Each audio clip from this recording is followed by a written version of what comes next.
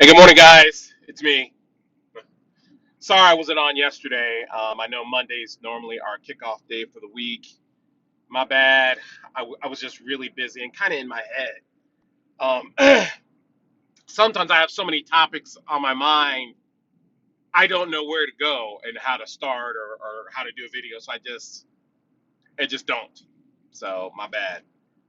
But anyways, today I want to talk about these conversations that I've been having for the past couple days about being independent and what that really means. Because I asked the question to a lot of my friends, and everybody said, in their opinion, being independent is being able to do everything solo, by yourself, without any help. And in my mind, I'm like, okay, is that healthy? Is that a healthy goal for men and women today to be able to be completely solo and an island unto themselves? Because in my mind, independent is something that we are all capable of. It doesn't mean we can do things well independently, but we can do them independently without help. But it doesn't necessarily mean we can do them as effective. And one of the African proverbs is it takes a whole tribe to raise a child. Um, in the Bible it says a threefold cord is not easily broken, but one is snapped quite simply. Even because you guys know I'm an amateur prepper. Even when I listen to the Canadian prepper, and a lot of the other different speakers I listen to on YouTube, they talk about the community that is stronger than the fantasy of the man who's solo, backpacking in the woods, taking on the world all by themselves. That whole Rambo fantasy that some of these men have. That I'm gonna go out there and it's just me against the world by myself. Bam. And I look at my life, and God has blessed me with so many incredible friends and family members. I mean, from my church family to my biological family to the friends that I've had in Ohio and here. I mean, I have such a depth and wealth of just compassion, wisdom, accountability, love. I mean, that it's overwhelming sometimes when I think about it. And there's no way I would be where I am without them. Without the people God has put in my life. I mean, I cherish them. And to me, healthy independence is more interdependence. I have the ability to do things by myself, but I am 10 times more functional and effective working with my team. I was with Sue this morning and we were working out and she was killing me. We have this love-hate relationship and she loves to torture me and I hate her for it. No, I don't really hate her. But I know without a doubt that I would not be doing some of the crazy exercises she has to help me. There's no way I'll be doing them on my own because they're uncomfortable. I mean, we did this one thing. It was a butterfly sit up where my feet are touching like this, and I have to, sit up and put my hands between my legs. I look like an awkward sea turtle on its back. But I know it was strengthening parts of my abs that I wouldn't normally hit. So I need her. I mean, and I don't mean it in the sense that I would be lost without her, but I'm more effective with her. Same thing with Demont and Brandon. And I mean, all of my people that are in my life, my pastor, my wife, I mean, without them, and I've done things solo. And let me tell you, when I was truly independent, It was more of a cover up for me isolating. It was more of a cover up for me having too much pride to be able to ask for help. It was more of a cover up for my insecurities because I was afraid of rejection. And so I called it independence. I called it being strong when really I was being a coward because I was afraid to be vulnerable. I was afraid to look like a beach sea turtle and do sit ups.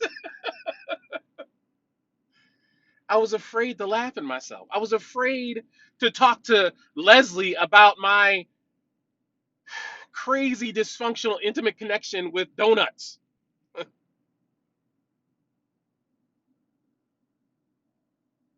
And how many of us are afraid to be interdependent? So many people that I've discovered, I was talking to my one friend Beth. So many people I've seen and discovered lack social skills to communicate effectively because they've been independent. So independent that they haven't learned how to talk. So independent that they don't know how to be vulnerable. So independent that they've lost the ability to share their heart. So independent that they can't handle hearing the truth from somebody else because it doesn't sound like the voice inside their head that says everything is good, everything is Gucci, you're never wrong.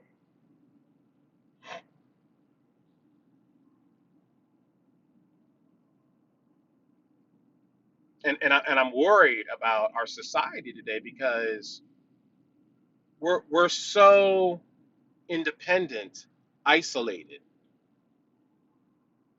that we're losing the ability to learn from each other. That's why we're struggling with these riots. That's why we're struggling with, you know, cultural diversity and cultural understanding because we don't even have the intimate connection with our spouse, let alone another culture, to have the humility to learn from them, and vice versa. We're headline people. We look at the surface on things. We're too scared to go deep. We're too frightened to be interdependent because people might find out that I'm not as flawless as I try to portray. Which, and here's a clue: nobody believes that anyways.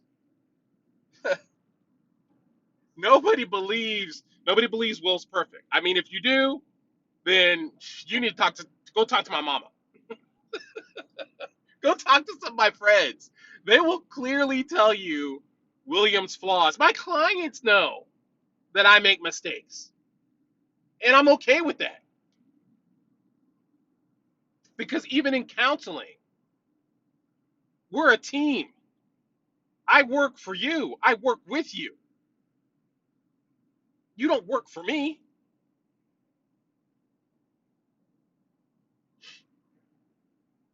So in all my efforts and in all my growing education, I try to pass it along to you guys that being independent is not the healthiest goal. It's just not a healthy goal. Okay.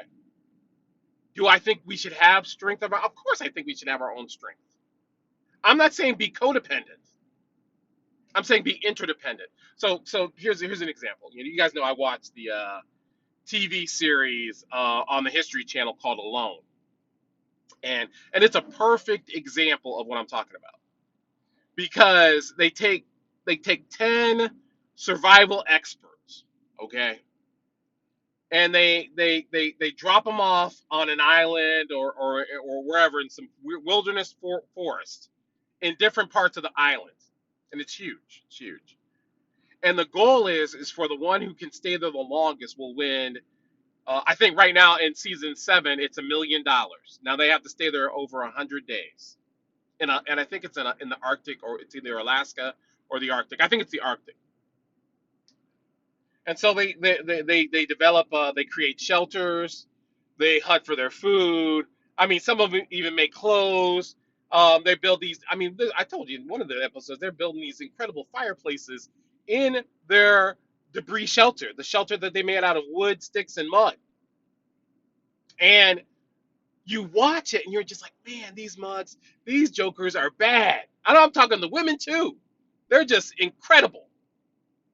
And so you watch them have these incredible skills solo, and you think, man, that is what I'm talking about. That is the strength of being independent.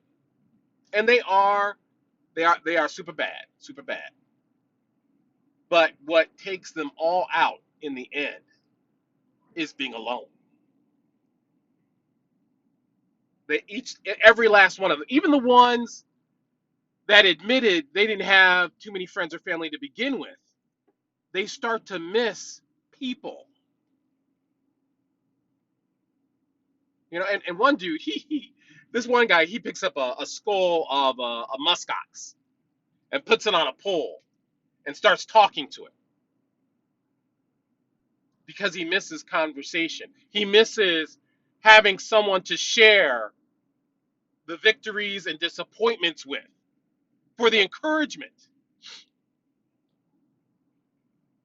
Whenever when they get to the end and the contestant wins and it's all dramatic and tearful, the first thing they do, because what happens is their loved one shows up at the last day and surprises them, and they cry, they hug, and it's a very, I mean, it's emotional.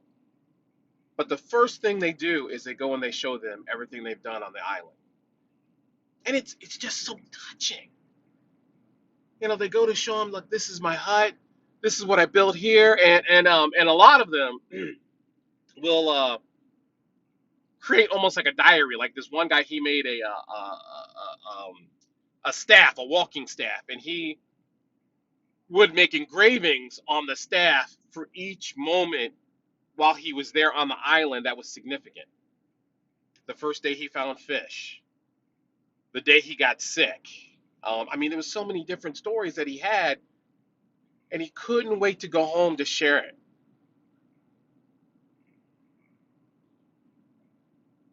And so it's really appropriate that the TV series is called Alone. And I wonder how many of us today, we might not be in a wilderness forest island, but a lot of us are still out there and we're still alone. We are self-isolating in under the guise of independence, and it's not working. It's not working. And I know the excuse is, well, I've tried being around people and they let me down, they betray me, they dog me, da da da. Get a new crew. Get a new crew. I didn't say you had to go suffer with some sick people. Go out there and find people who are successful, strong, and loving. And maybe you need to ask yourself the question, are you subconsciously attracted to the sick because you're afraid of being around the healthy? I know that was me. So that's kind of my topic for this morning. I hope I didn't step on too many toes. I hope I left one that was okay. And hey, it's Tuesday, still the beginning of the week. I love you guys, and I'm praying for you guys and keep me in prayer. This is just the beginning, just the beginning. Um, and we need a team if we're going to survive and thrive. Okay. So I love you guys. I'll talk to you guys later. Peace.